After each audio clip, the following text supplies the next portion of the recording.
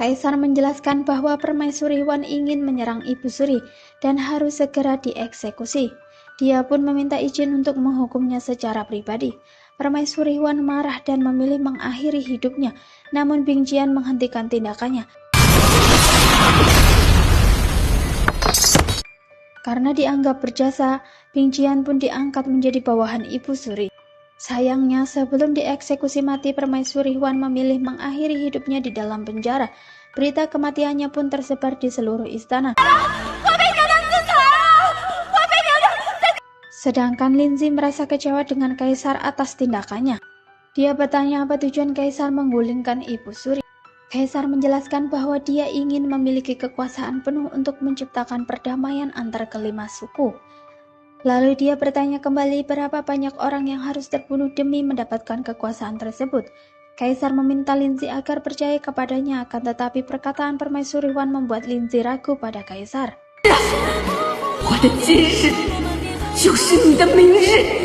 Singkat cerita, King Yan menemui Linzi. Dia memberi informasi tentang keberadaan mata air dari Gunung Roh dan menggambarkan rute menuju ke sana. Berbekal informasi tersebut, Linzi pergi ke sana dan menemukan adiknya sedang sekarat.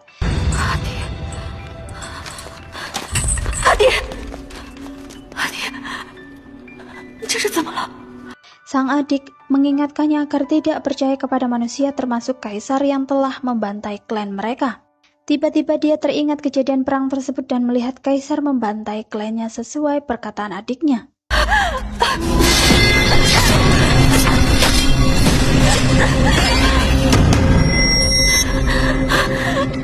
Linzi pun menemui Raja Salju untuk memintanya bercerita tentang perang yang terjadi 6 tahun lalu. Namun Raja Salju enggan bercerita. Dia menolak karena tidak mau ingatan tersebut malah menyakiti Linzi.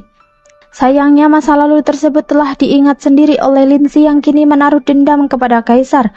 Bahkan dia berniat membunuhnya.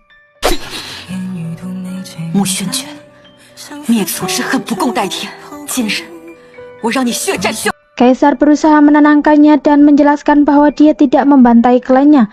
Kaisar bahkan menantangnya agar segera membunuhnya. Tapi karena rasa cintanya kepada Kaisar yang dalam membuatnya tak mampu melakukan hal itu. Kaisar kemudian berjanji akan membuktikan bahwa tuduhan tersebut tidaklah benar. Lalu Kaisar membawa Linzi ke tempat Permaisuri Wan berada. Selama ini Kaisar sengaja membuat berita kematian palsu untuk menipu Ibu Suri, sehingga Permaisuri Wan bisa bebas keluar istana dalam keadaan hidup.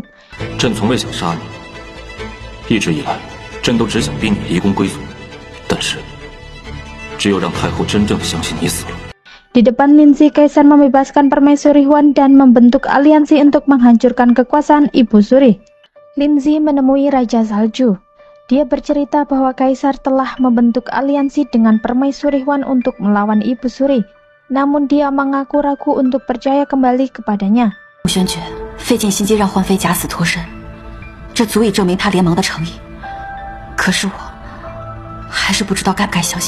Raja Salju memintanya tidak memikirkan balas dendamnya karena fokus utama mereka saat ini yaitu melawan Ibu Suri. Tiba-tiba Kaisar datang membawa sebilah pedang dan mengarahkannya ke Raja Salju. Dia murka dan menuduh bahwa Raja Salju akan merebut Linzi darinya. Linzi panik, tapi dia langsung paham ketika Kaisar memberi isyarat bahwa ada orang suruhan Ibu Suri yang sedang menguping pembicaraan mereka. Mereka bertiga berakting seolah-olah sedang bertikai memperebutkan Linzi.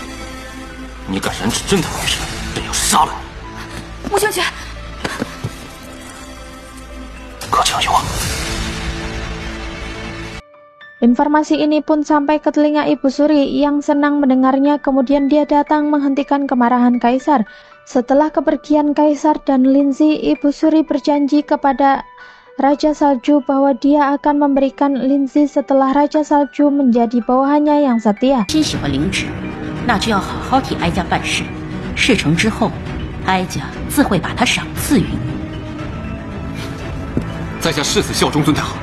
Pada akhirnya Ibu Suri tahu identitas asli Linzi sebagai klan Roh. Kemudian dia memberi perintah untuk menangkapnya.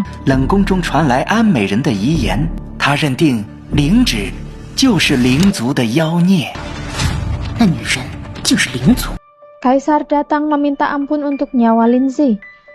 Merasa Linzi sebagai kelemahan sang kaisar, Ibu Suri pun memanfaatkannya untuk bernegosiasi dengan kaisar, yaitu menukar nyawa Linzi dengan tahta miliknya.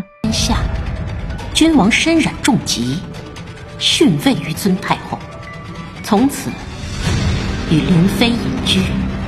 Kaisar setuju, dia rela melepas gelarnya sebagai kaisar demi hidup bersama dengan Linzi. Ibu Suri kemudian memberinya kesempatan untuk bertemu Linzi yang saat ini menjadi sandera. Dekret kaisar untuk turun tahta demi Linzi memicu amarah menteri yang memintanya untuk memikirkan kembali keputusan tersebut. Sementara itu senyum terpancar di wajah Linzi dan Ibu Suri yang tak sabar menanti dekret tersebut dibacakan. Dekret pun dibacakan namun berisi bahwa kaisar menyatakan akan mempertahankan tahtanya dan meninggalkan Linzi. Seketika raut wajah Ibu Suri dan Linzi berubah total. Linzi menangis menolak percaya dengan apa yang didengarnya. 如果他全部都是虚情假意，又何必这样做，让我一步一步的付出真心？ Sedangkan Ibu Suri menyesal karena telah meremehkan kaisar.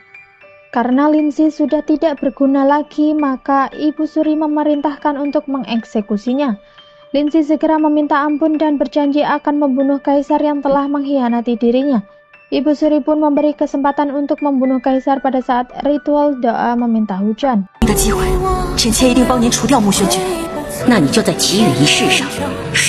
Dari kejadian ini, kaisar akhirnya memiliki kekuasaan penuh untuk memimpin rapat dengan para menterinya yang saat ini sedang membahas tentang bencana kekeringan dan berencana melakukan ritual doa meminta hujan. Ibu Suri hadir ke ruang rapat bersama dengan Linzi yang mengejutkan semua orang karena seharusnya Linzi sudah mati. Ibu Suri mengajukan Linzi untuk mendampingi kaisar dalam ritual tersebut. Di hari ritual doa, Linzi berusaha membunuh kaisar dengan belati pemberian Ibu Suri. Namun aksinya gagal.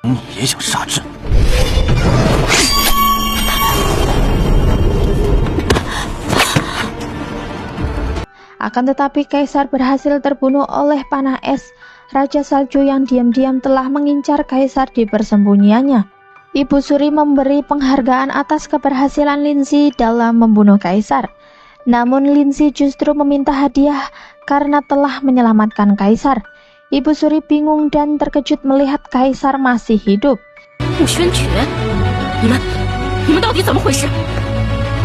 Ternyata Linzi dan kaisar telah menipu Ibu Suri. Mereka berpura-pura saling membenci. Tentunya Raja Salju ikut andil dalam rencana mereka. Kaisar menyebutkan kejahatan Ibu Suri 6 tahun lalu yang telah membunuh ibunya dan memfitnah Shoye serta adu domba agar terjadi perang antar klan.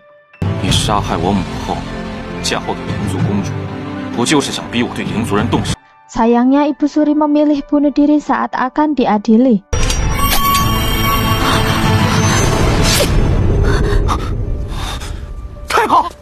Usai kematian Ibu Suri, perdamaian tanpa perang pun tercapai. Jenderal saya yang dulunya adalah permaisuri Huan kini menjalin hubungan baik dengan Linzi dan kaisar. Bahkan dia mengirim surat untuk Linzi yang berisi bahwa ada klan roh yang selamat dari pembantaian 6 tahun lalu. Dan dia meminta Linzi untuk segera meninggalkan istana untuk memimpin klannya kembali. 灵芝，我在回城途中偶遇灵族幸存者的藏身之地，你速速前来，有望与族人团聚，早日脱离深宫，继承灵后之位，重建。 Linzi dilema dalam mengambil keputusan. Saat itulah kaisar meyakinkannya dan Linzi pun memilih tetap berada di sisi kaisar sebagai permaisuri klan manusia. Mereka pun hidup bahagia selamanya.